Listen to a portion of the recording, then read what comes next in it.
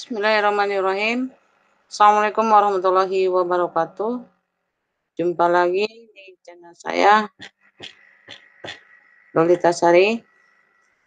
Kali ini kita akan membahas tentang modul manajemen rekod aktif yang diterbitkan oleh UT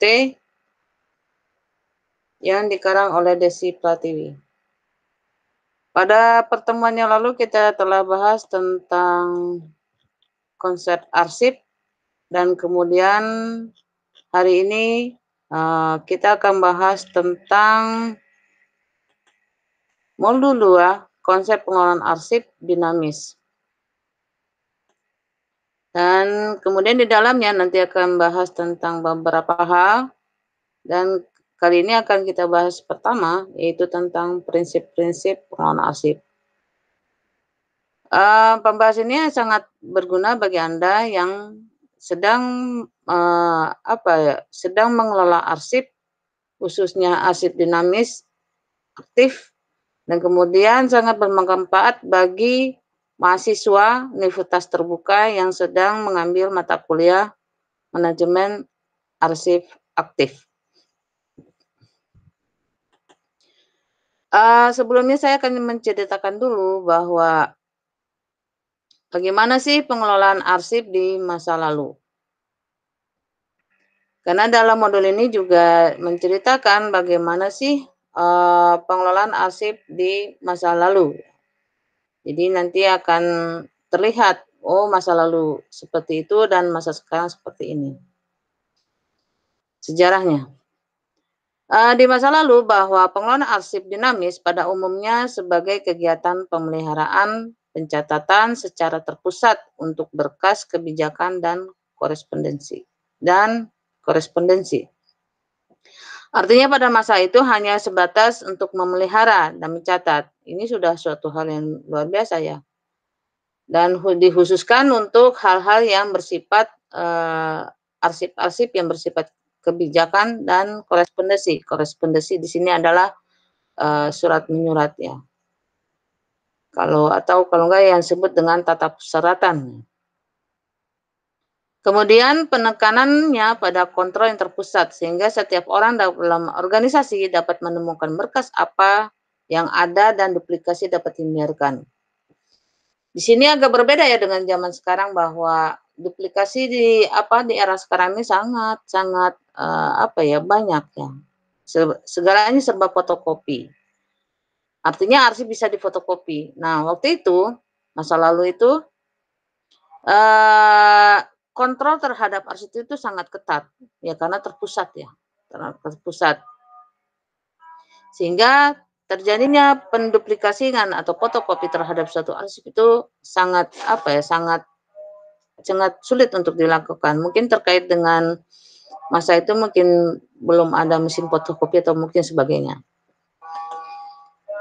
Lalu Desi itu mengambil pendapat dari Irapen bahwa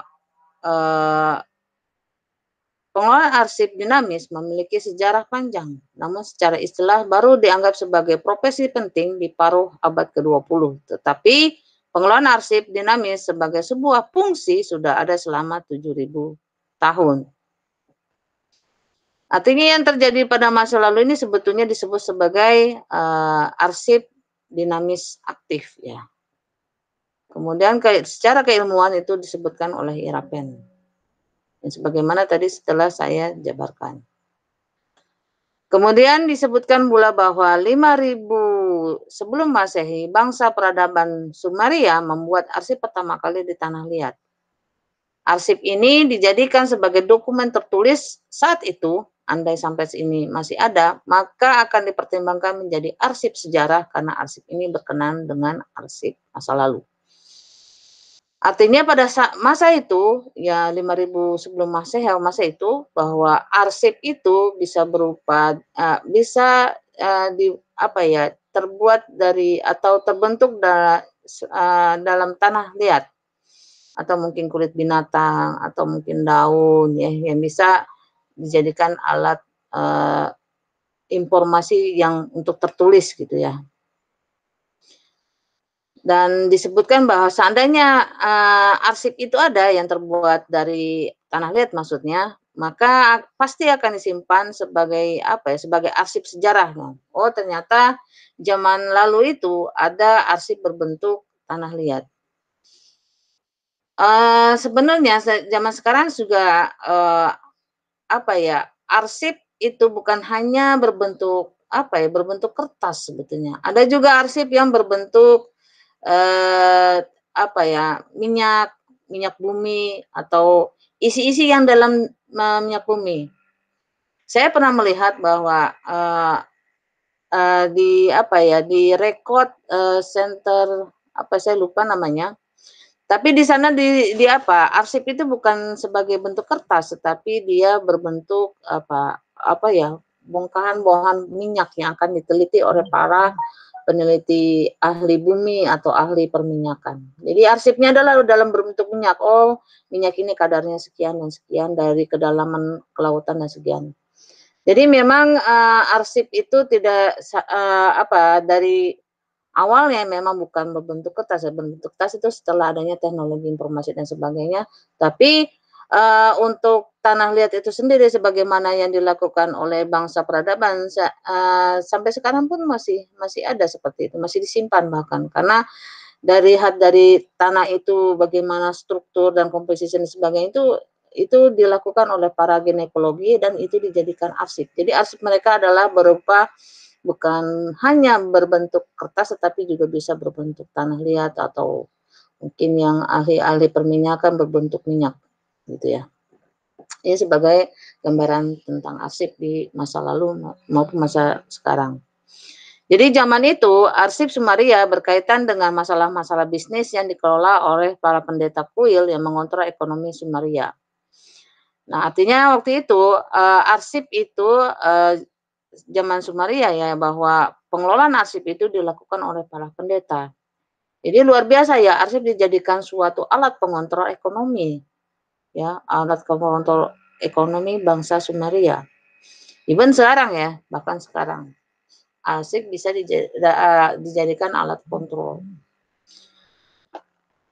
Kemudian, saat itu memang belum dikenal adanya sistem life cycle. Nah, ini yang harus dipahami ya oleh Anda semua bahwa apa sih yang dimaksud dengan life cycle, ya. Karena memang saat itu mungkin hal-hal sesuatunya terbatas ya dari segi media dan sebagainya, ya jadi ya terkontrol mungkin untuk hal-hal yang untuk, life cycle. Life cycle ini dimulai dimulai pada masa penciptaan dan kemudian masa penyusutan. Nah, penyusutan sini mungkin yang hal-hal berkaitan dengan apakah itu bentuknya arsip atau bentuknya duplikasi arsip dan sebagainya. Nah, era itu belum ada. Nah, era sekarang lah baru terdapat adanya konsep-konsep life cycle. Nah, ini yang disebut dengan konsep-konsep life cycle ya.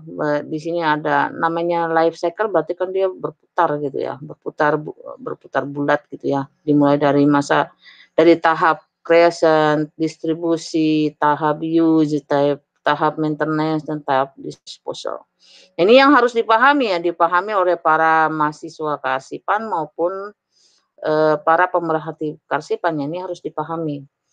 Bahwa memang, konsep-konsep life cycle ini harus dipahami secara apa ya, secara dalam karena memang di sini teori-teori tentang bagaimana pengelolaan, apa ya, masa penciptaan, distribusi, sampai disposal ini harus betul-betul, step-step ini banyak ceritanya, tidak hanya terlihat hanya sebatas, oh ternyata ada masa penciptaan, distribusi, pemanfaatan, maintenance, atau pemeliharaan dan disposal, bukan hanya sebatas itu, tapi banyak konsep-konsep yang harus dilakukan atau banyak kegiatan-kegiatan yang harus dilakukan di dalam life cycle ini. Kemudian, di dalam modul manajemen arsip rekod manajemen rekod aktif ini juga disebutkan bahwa konsep life cycle itu digagas oleh Penn dan kawan-kawan yang mendefinisikan bahwa pengelolaan arsip dinamis secara sederhana yakni sebagai pengelolaan informasi yang di-capture dalam format yang dapat direproduksi yang diperlukan untuk melaksanakan bisnis, ya. Jadi artinya nih informasi yang di-capture-nya ditangkap ya dalam format yang dapat direproduksi. Artinya di sini, konsep flexibility sebagaimana saya, uraikan di atas bahwa ada mungkin duplikasi-duplikasi atau mungkin arsip yang bukan dinamakan arsip dan sebagainya sehingga itu, sehingga itu yang harus dipikirkan, direproduksi ataukah dimusnahkan dan sebagainya. Dan untuk memahami tentang, kearsipan pengelolaan arsip dinamis, kita juga harus memahami secara keindonesiaan, ya maka kita harus mengacu kepada Undang-Undang Nomor 43 Tahun 2009 tentang kearsipan.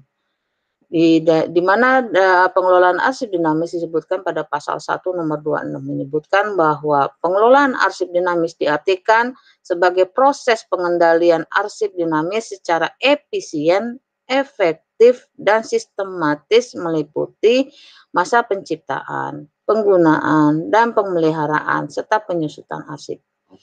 Nah, ini berarti yang dalam undang-undang tergambar ya konsep-konsep dari life cycle ini.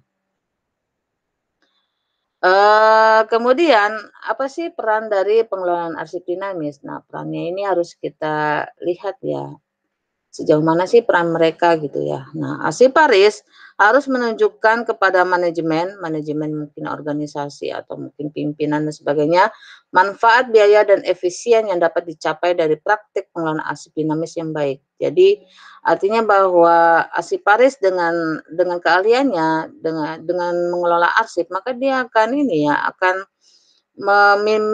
meminimalisir ya, kerugian dan sebagainya.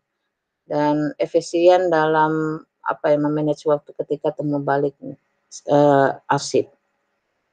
Artinya ketika arsip itu dibutuhkan, maka secara cepat, tepat, nah itu dapat ditemukan. Kemudian arsiparis harus menunjukkan kepada manajemen bahayanya jika tidak memiliki sistem pengelolaan arsip yang memadai ya.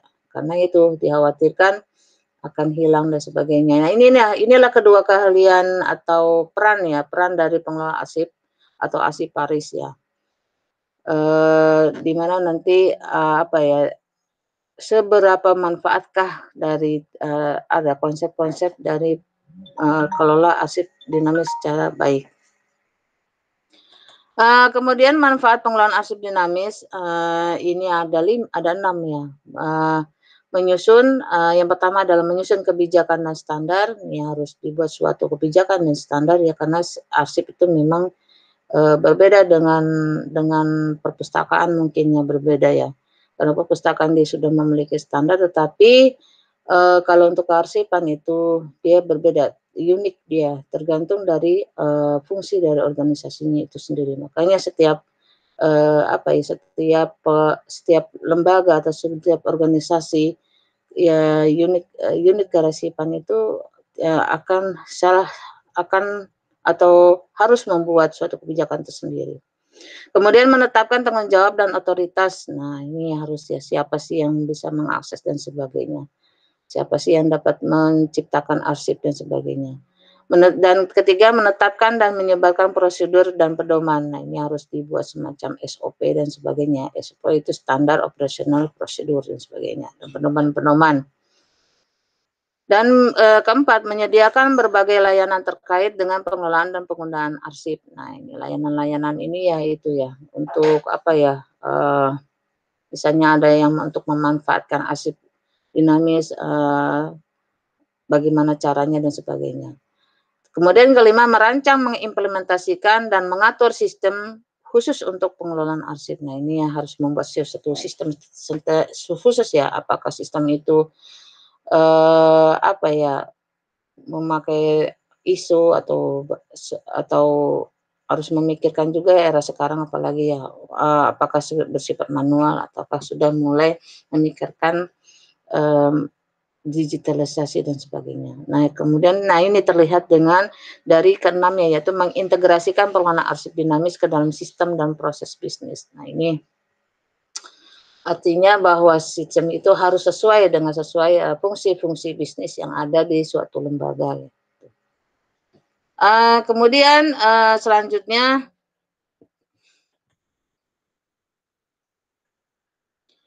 Dalam model ini juga membahas ya, terkait dari manfaat dari pengelolaan arsip dinamis, maka ada prinsip-prinsip, dalam pengelolaan arsip dinamis. Nah, dalam modul ini ada berbagai macam prinsip sebenarnya yang diutarakan dari berbagai para ahli, tapi saya ambil salah satunya yang ini berdasarkan ISO 15489, yang, jilid 1, record management. Kenapa saya ambil ISO 15489 karena memang ISO ini adalah untuk, khusus ya untuk, mengelola, me-manage ya, arsip, aktif atau yang disebut record management.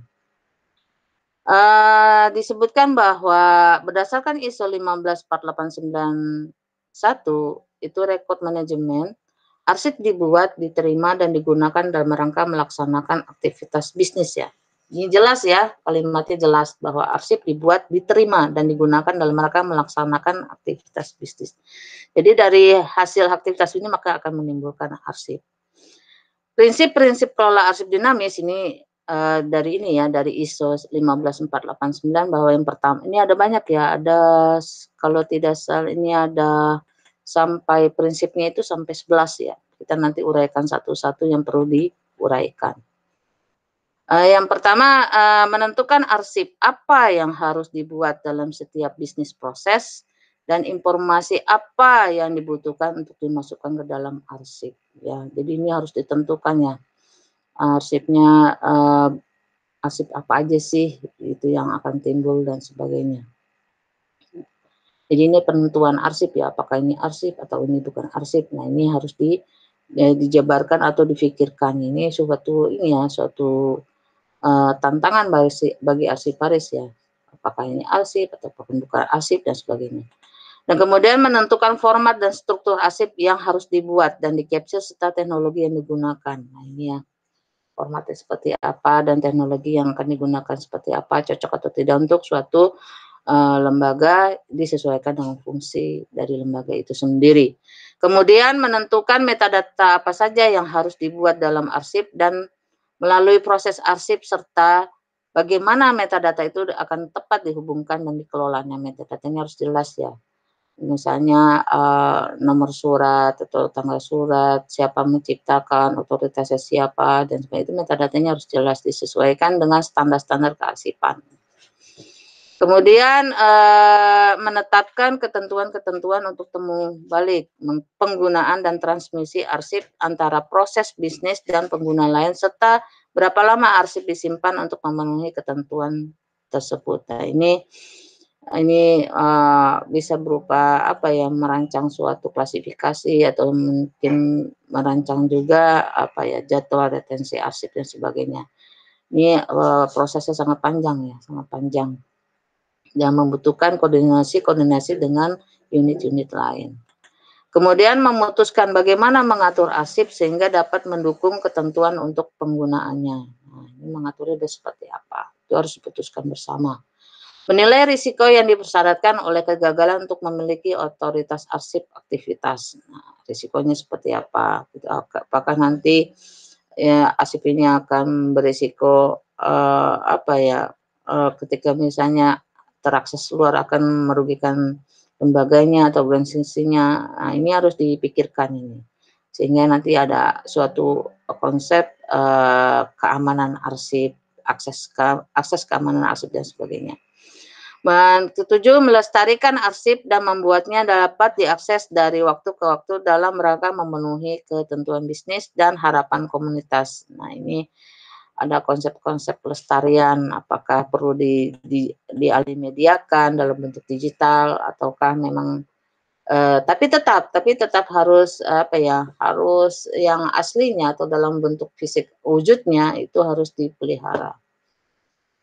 Ada teknik-teknik tersebut, misalnya kertas. Kalau misalnya arsip kertas harus bagaimana, kemudian kalau misalnya arsip non kertas itu seperti apa, bagaimana, dan apa ya, harus apa dan siapa yang akan melestarikan dan sebagainya, dan otomatis biaya juga. Nah, makanya harus dipikirkan ya. Kemudian kedelapan, memenuhi ketentuan legal dan regulasi, kebijakan organisasi yang berlaku. Jadi tetap aja ya kita harus mengacu kepada kebijakan organisasi ya, kebijakannya seperti apa. Ini terutama tentang akses terus kelegalan dan peraturan-peraturan yang berlaku di dalam suatu organisasi. Kemudian 9, menjamin arsip dipelihara dalam lingkungan yang aman. Ini wajib ya. Apakah kalau misalnya biasanya itu kalau arsip dinamis itu ditempatkan di record center, kemudian kalau arsip statis misalnya di pusat arsip dan sebagainya. Tapi itu konsep-konsep record center dan pusat arsip itu juga harus ada ketentuan-ketentuan sendiri, suhu dan sebagainya.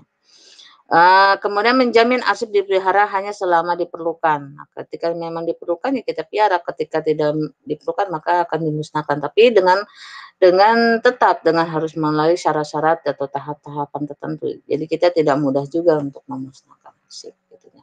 Karena arsip mahal ya, kalau semua dipelihara, waduh, sebuah gedung pun akan runtuh ya dengan penuh dengan arsip. Kemudian yang terakhir adalah mengidentifikasi dan mengevaluasi kesempatan serta meningkatkan efektivitas, efisiensi, atau kualitas proses, keputusan, dan tindakannya serta dapat dihasilkan dari penciptaan dan pengelolaan arsip yang lebih baik. Nah, ini harus dievaluasi ya. Diidentifikasi, dievaluasi, nah, sehingga lebih prosesnya lebih efisien dan berkualitas. Jadi kualitas arsip juga harus dipikirkan dan sebagainya. Struktur, konteks, dan kontennya itu harus jelas. Mungkin itu yang dapat saya uraikan dalam materi kali ini.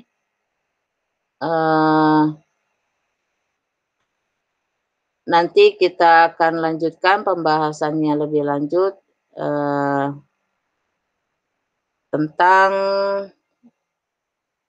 tentang pengelolaan arsip dinamis. Demikian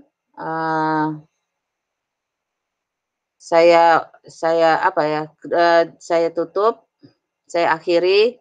Terima kasih yang telah berkunjung dan semoga ilmu ini bermanfaat bagi Anda semua. Terima kasih. Assalamualaikum warahmatullahi wabarakatuh.